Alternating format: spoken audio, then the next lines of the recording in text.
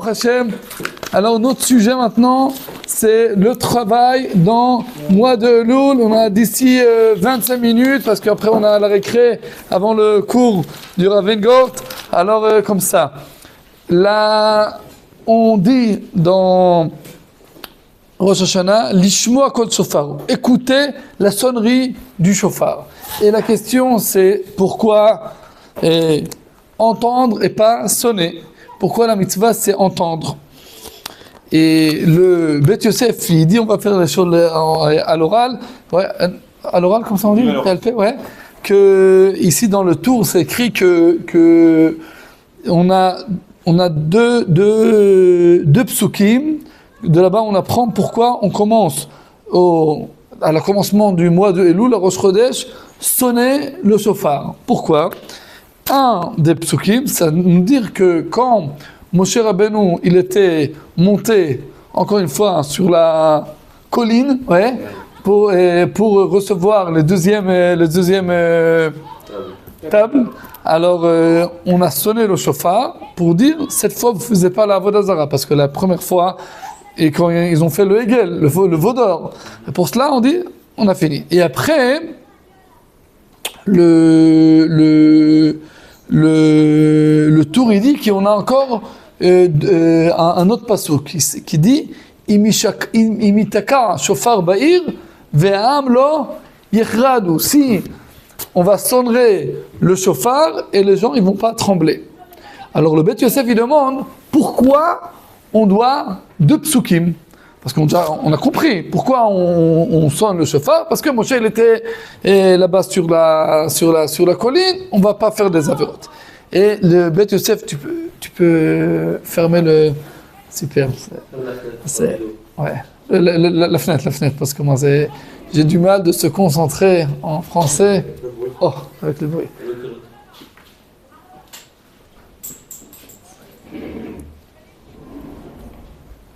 Oh.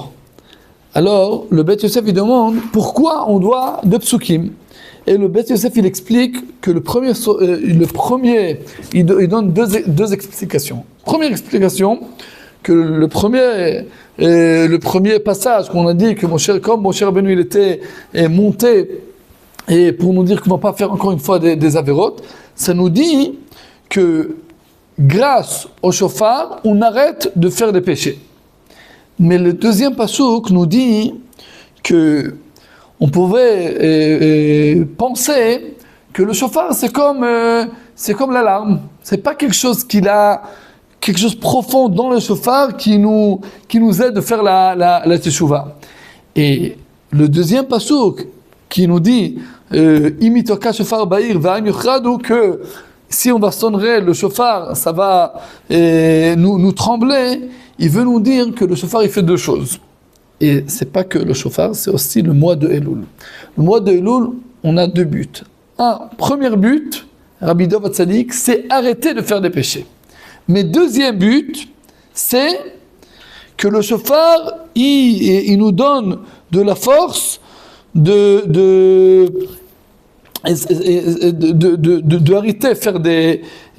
arrêter faire des péchés, parce que c'est pas, on peut faire une alarme. Le Rav à la fin de la tefila il fait Elul, on arrête de faire les péchés.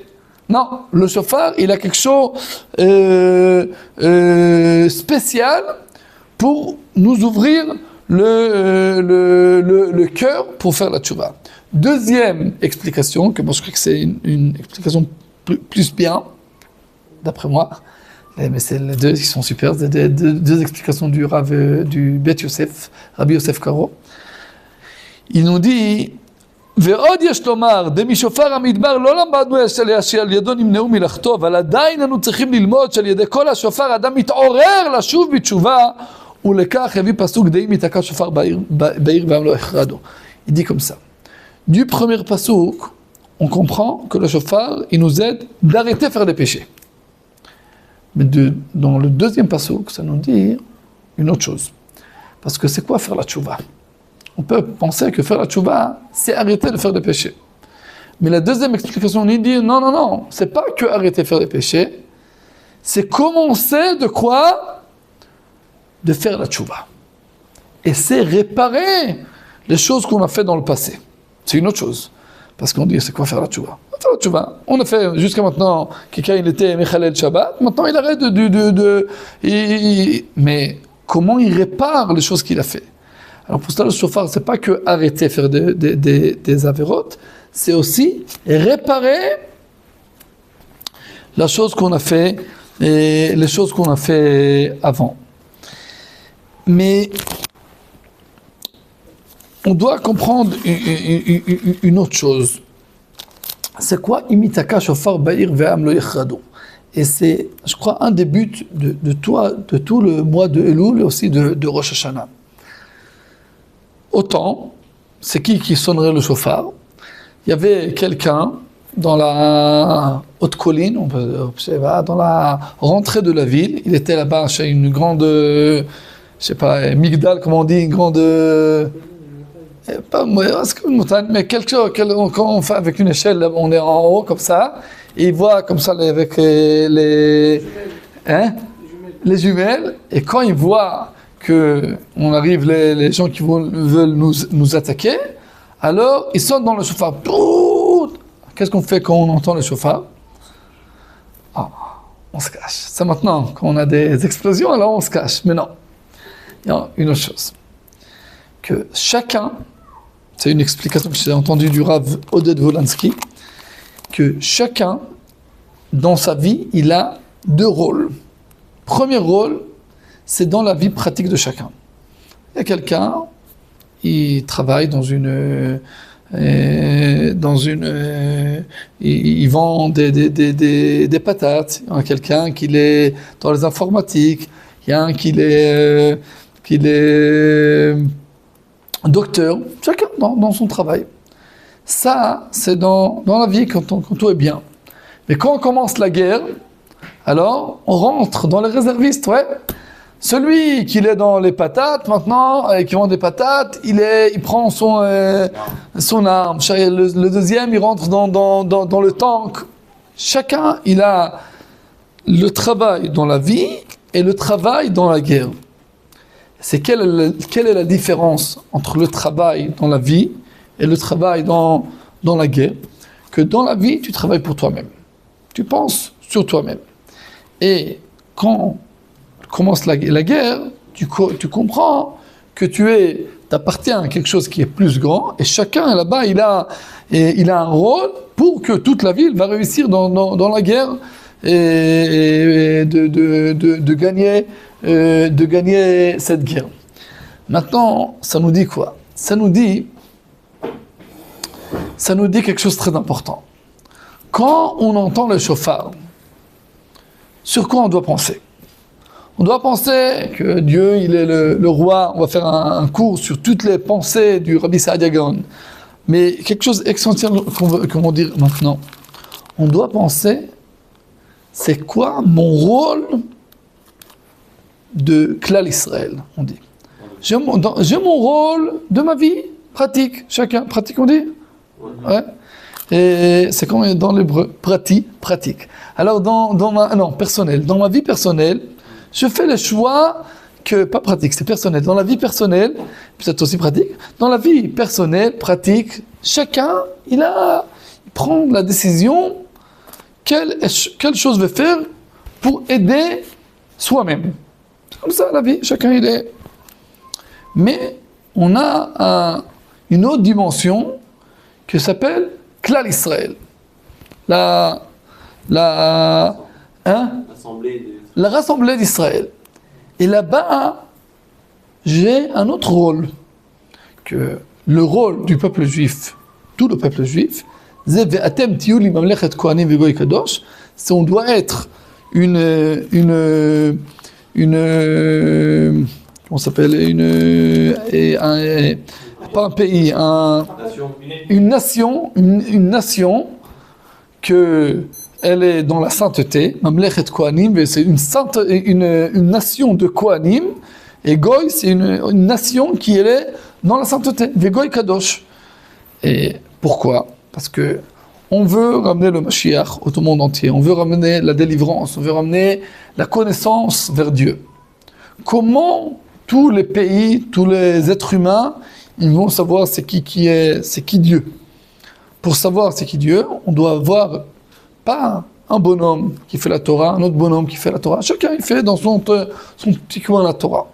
On doit avoir une nation complète, que toute la nation elle se conduit d'après la Torah. Et pour cela on a vu dans Parashat Shoftim la semaine dernière la mitzvah de mettre un roi. Pourquoi on doit mettre un roi? Moi je fais les mitzvot, lui il fait les mitzvot, chacun il fait ses mitzvot dans son petit coin. Non, ça ne suffit pas, parce que le but c'est une nation qui travaille Dieu. Et pour cela, quand on sonne le shofar, on doit se demander la question. Alors j'ai ma petite vie, je fais une chevruta, j'apprends la Torah, c'est très important. La vie religieuse de soi-même.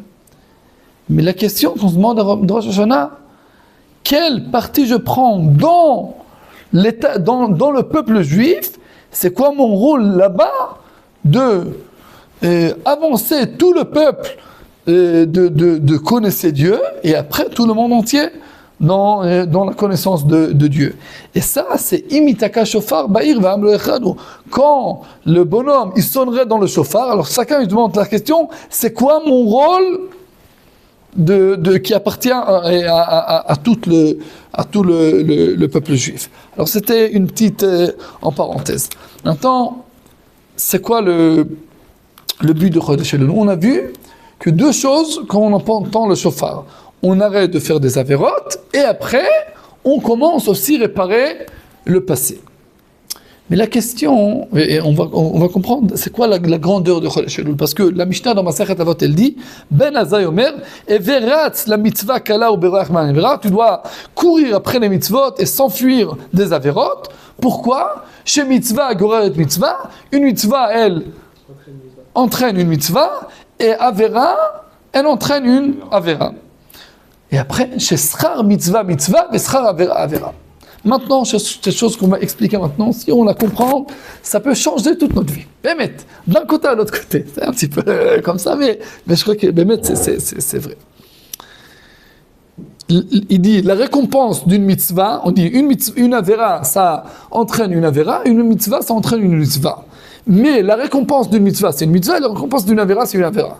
Alors comment on comprend, le pshat, que si tu as fait une mitzvah, maintenant tu as fait le bikur cholim, tu as un copain, tu l'as aidé, tu sors de là-bas, on te dit, tu viens, on te doit pour le minyan, tu finis la tefila, tu veux donner la tzedaka, c'est la récompense. Comme ça, c'est on fait un jeu dans le téléphone, c'est chacun qui prend des mitzvot. Comme ça, allez, tu arrives, Shilou à Haken, on fait encore une tefila minyan, Birkat Amazon, on fait des mitzvot, et ça entraîne. Et chas vechalila, l'autre côté, quelqu'un fait une avera, on dit, t'as fait une avera, maintenant on fait encore une avera, et encore. C'est le pshat de cette mitzvah. Schar mitzvah, la récompense d'une mitzvah, c'est une mitzvah. La récompense d'une avera, c'est une avera. Mais on veut expliquer ici une autre explication. Alors, première chose, dans le mois de Elul, explique le Rav Harlap, qui était un élève et copain du Rav Kook, il habitait à Jérusalem, et il a un livre même à Rome, il explique que la grandeur de Chodesh Elul, qu'on arrête d'être dans la tempête, je sais pas, dans la, comment ça s'appelle le cercle infini, qui s'appelle Avera Gorer et Avera. Et quand on commence le mois de Elul, avec la sonnerie de shofar, on dit, c'est fini. On arrête ce cycle. On commence de faire un autre cycle qui s'appelle Mitzvah Goreret Mitzvah. Ça, c'est la grandeur du mois de Elul. Parce que toute l'année, on est dans le chemin, et on fait une après, encore une Chodesh Elul, on arrête. Maintenant, on commence un nouveau chemin. Mais pourquoi les gens ils rentrent dans une avera après encore une avera et tout? Alors, la chose elle est comme ça. Les gens ils pensent que c'est vrai un petit peu, mais que les gens ils pensent. Tu entends le Rabbi Elon Shlita, les gens ils pensent comme ça, que une mitzvah je fais la mitzvah, maintenant, je fais une mitzvah, et Bezrat Hashem, quand on va arriver après la mort, on va recevoir des récompenses. Et je fais une avéra, maintenant tout est bien, mais quand on va arriver après la mort, on va rentrer dans le Gehinnom, il y avait des punitions là-bas. C'est vrai, mais il y a une haute dimension. On doit comprendre que la vérité, Schar mitzvah mitzvah, c'est-à-dire la vraie récompense que tu fais une mitzvah, c'est quoi, Rabbi Dov? La mitzvah soi-même, pas une autre mitzvah. Il y a aussi une autre mitzvah. De pouvoir la faire. Mais le mérite, tu as fait une mitzvah, c'est quoi la plus grande récompense? C'est cette mitzvah que tu as fait. Et il y a aussi, tu vas aussi recevoir, mais l'essentiel, c'est cette mitzvah soi-même. Et quand tu fais une avéra, tu sais quoi la punition? C'est que tu as fait une avéra. Pourquoi? Parce que nous, on pense que c'est quoi la punition de Dieu? Tu as fait une avéra, maintenant on va te punir, on va te brûler, je sais pas, des choses comme ça, qui nous font peur. C'est vrai, mais il y a une plus haute dimension. Faire une mitzvah, c'est vivre. Faire une avéra, c'est mourir. Parce que on survit pas la neshama. Et pour ça, la plus grande récompense, c'est la mitzvah. On veut dire comme ça. Les gens, ils pensent, c'est quoi une punition? C'est comme tu manges du manger qui est mekulka, qui est pourri. Alors tu vas pas te dire, c'est pourquoi j'ai mal en ventre.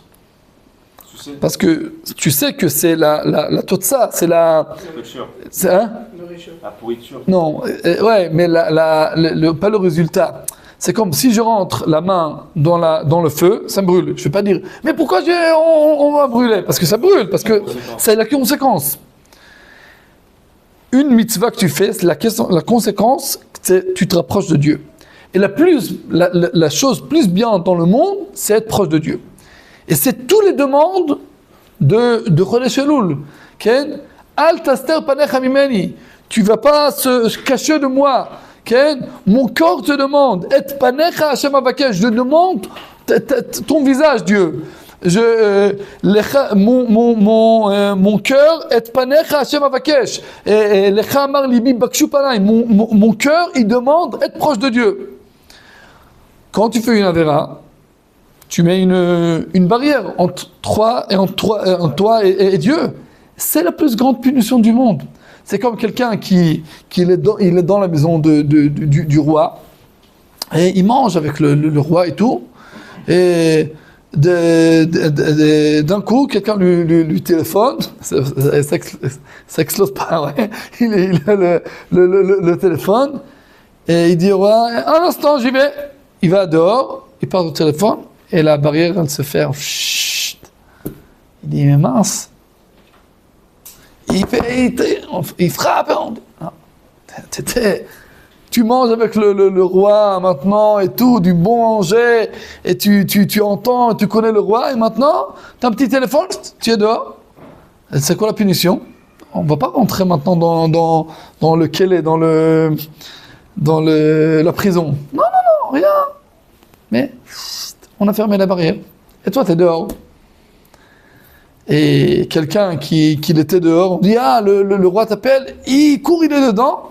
On ferme la barrière, on dit, t'es dedans maintenant? T'es avec le roi. Ah, merci beaucoup. Il ne va pas demander encore une récompense. Pourquoi? Parce que le but de soi-même, c'est être proche de qui? Du roi. Et pour comprendre ça, on doit comprendre la chose profonde que faire les mitzvot, c'est vivre la bonne vie. Toutes les mitzvot, ils sont pour nous.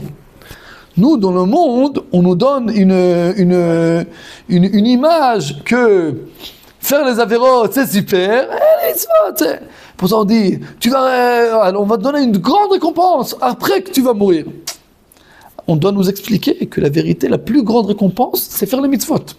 Et la plus grande punition, c'est que tu as fait une avéra. C'est la punition. T'es dehors. T'es éloigné. Et le travail de Chodesh Elul, c'est rentrer dans notre cœur cette pensée que faire une mitzvah, c'est la chose plus bien du monde. Et Khalil, à faire une avéra, c'est la grande punition. Et après, il y aura aussi des punitions dans l'Olam Haba et tout, mais on ne va pas parler sur l'Olam Haba. Maintenant, dans ce monde, soi-même, on a vu autant que Rabbi, il a pleuré sur Rabbi Elazar ben Dordia, qu'il a fait la tchouba à la fin de sa vie. On a expliqué que pourquoi il a pleuré. Il a pleuré sur Rabbi Elazar ben Dordia. T'as raté toute la vie. Maintenant, t'as reçu, tu vas recevoir le Olam Haba. T'as fait la tchouba, super. Mais t'as manqué tout ce Olam Hazé. T'as manqué être proche de Dieu. Et pourquoi on va rentrer, on a demandé pourquoi la mitzvah c'est entendre le shofar. Parce que, explique le Rav Harlap, que pourquoi on fait des avérotes? Parce qu'on n'entend pas. Ça dit qu'on n'entend pas. On n'entend pas la conclusion des actions qu'on fait. Si on faisait na'asen venishma, si on comprenait que chaque action qu'on fait, elle fait du bien, et chaque avéra qu'on fait, péché qu'on fait, ça fait du mal, et on entendait ça, les mitzvot, ils criaient, c'est super, t'as fait une mitzvah, ou super, tu fais une avéra, c'est pas bien, et tout. Alors on faisait pas les avérotes, et toute la journée, on courait après les mitzvot. Mais le problème, c'est qu'on dorme. Si tu vois quelqu'un qui dorme, tu lui donnes une claque. Puis après, tu dis, on te donne une claque. Non, j'ai pas senti. Pourquoi j'ai pas senti? Parce que j'étais dormi. Ben Adam, Alecha Nirdam. Bonhomme, pourquoi tu dors? Parce que quand on dort, alors on ressentit pas. Et pour ça, le shofar nous dit tout le temps, tu dois se lever, tu dois être dans le pas. Tu dois sentir les choses, tu dois sentir qu'une mitzvah te rapproche à Dieu, une avéra t'éloigne de Dieu. Et il y a une Gemara dans Masechet Gittin qui explique sur Rabbi Yochanan ben Zakkai qu'il était sorti de Jérusalem comme il était mort, parce qu'il n'était pas mort, mais on le voulait le sortir de Jérusalem. Il y avait là-bas une bagarre entre les Juifs, si faire la paix avec les Romains ou non. Et Rabbi Yochanan ben Zakkai, il voulait faire la paix pour recevoir Yavne. Il a dit, prenez Jérusalem et donnez-nous Yavne et tous les Talmidei Chachamim. Nous, les Yavne ve Chachamea. Comment il était sorti? Parce qu'il y avait des gens, des droitistes, gauchistes, c'est pas, qui ne donnaient pas sortir de Jérusalem. Alors il a dit, je suis mort, on lui a mis dans une boîte comme ça, et il était sorti. Chacun qui sortait, on faisait avec l'épée dedans, pour voir si c'était mort ou non. Mais Rabbi Yochanan ben Zakkai, on a dit, c'est pas joli, il est un grand Talmid Chacham. Alors, ils étaient sortis, ils ont pleuré, ils étaient sortis comme ça, et il arrive là-bas chez le roi. Il dit, bonjour le roi, bonjour le roi. Et c'est la Gemara dans Masechet Gittin, elle explique comme ça. Il lui dit, tu dois mourir pour 2 raisons. Le roi romain, il lui dit comme ça. Pourquoi? Première chose, comment tu m'appelles le roi quand je ne suis pas le roi? Et la deuxième chose, si j'étais le roi, parce qu'il n'était pas le roi, il était un chef de l'armée, mais il n'était pas le roi. Et deuxième chose, si j'étais le roi, pourquoi tu n'étais pas arrivé jusqu'à maintenant? Pourquoi tu as attendu pour arriver chez moi? Rabbi Yochanan ben Zakkai lui dit 2 choses. Première chose, tu vas être roi. Parce que si Jérusalem, elle tombe chez toi, Jérusalem, elle ne tombe pas chez quelqu'un qui est petit. Jérusalem, elle tombe que chez quelqu'un qui va être grand. Et on arrive quelqu'un de Rome et on lui dit, maintenant tu vas être le roi, il était mort, c'est toi qui vas être le roi. Et deuxième chose, tu me dis, pourquoi je n'étais pas arrivé jusqu'à maintenant? Ah, il y avait les gens dans là-bas qui n'ont pas donné de moi de sortir. Dis le Rav Harlap, quand on va arriver à Rosh Hashanah, on va dire à Dieu, tu es le roi, tu es le roi. Qui ne va pas nous dire, si je suis le roi, première chose, je ne suis pas le roi. Pourquoi je ne suis pas le roi? Tu dis, je suis le roi, mais tu te conduis comme je suis le roi.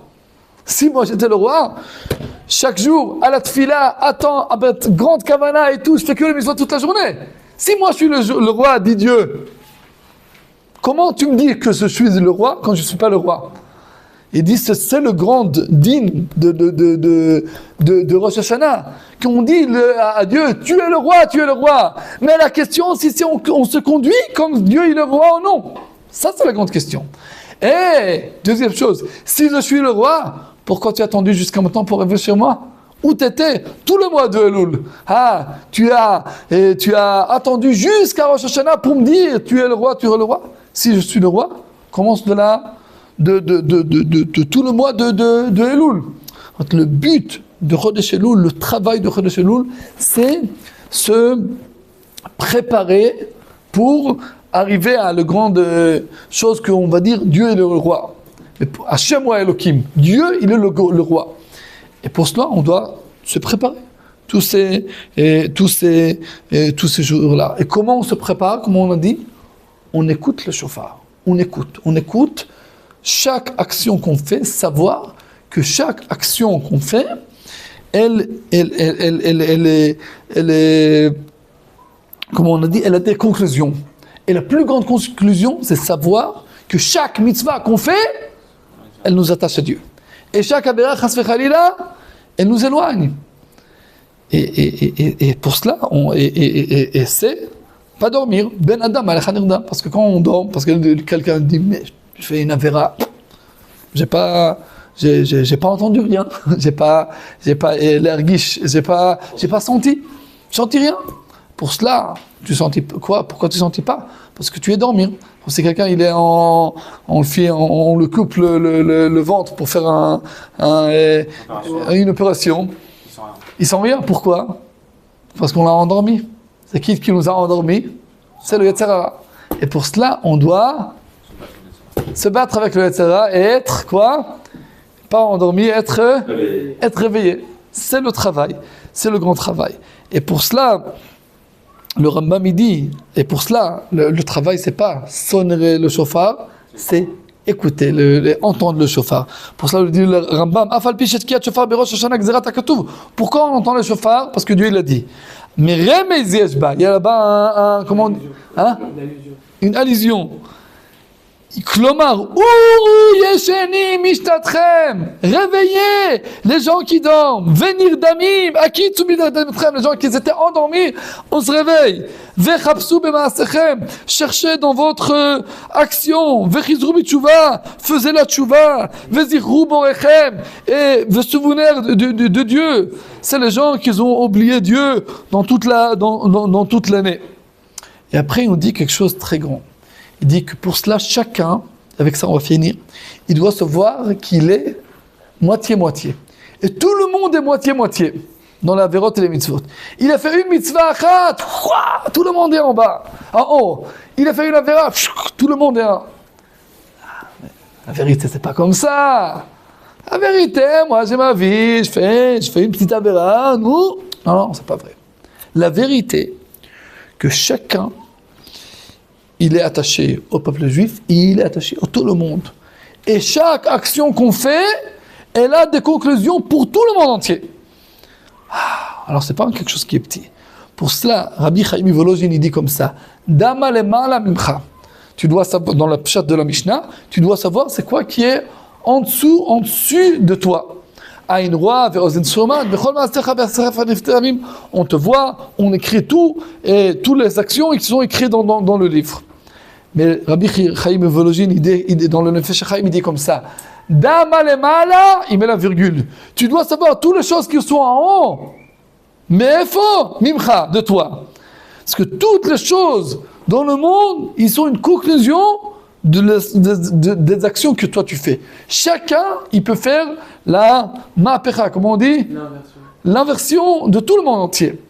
Et c'est chaque action, chaque bonne action qu'on fait, on fait encore un petit pas. Parce que si on voit tout le monde, et nous on est attaché à tout le monde, tu fais une mitzvah, alors tu es monté un petit peu. Et tout le monde, il monte un petit peu avec toi.